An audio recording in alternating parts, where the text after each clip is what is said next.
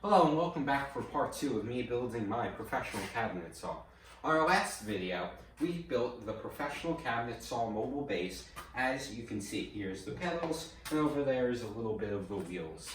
Today, we are going to be continuing the process.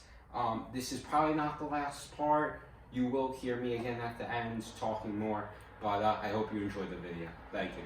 Hello guys, I just want to show you that quickly.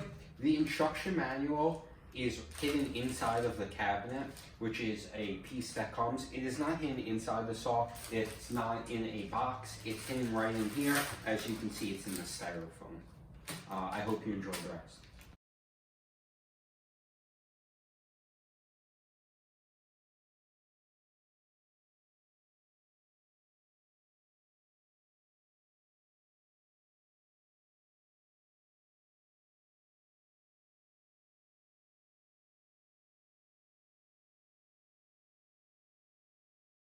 Alright, everybody, so that was part 2 of putting together my professional cabinet saw.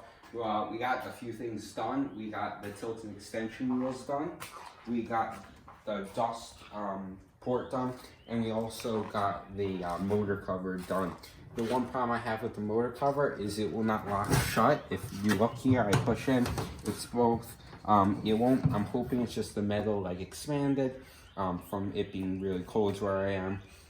If this is a continuous problem, I will call SawStop, and of course I will tell you guys what happens when communicating to them. But of course there will be a part 3. We still got to put the extension wings on and everything.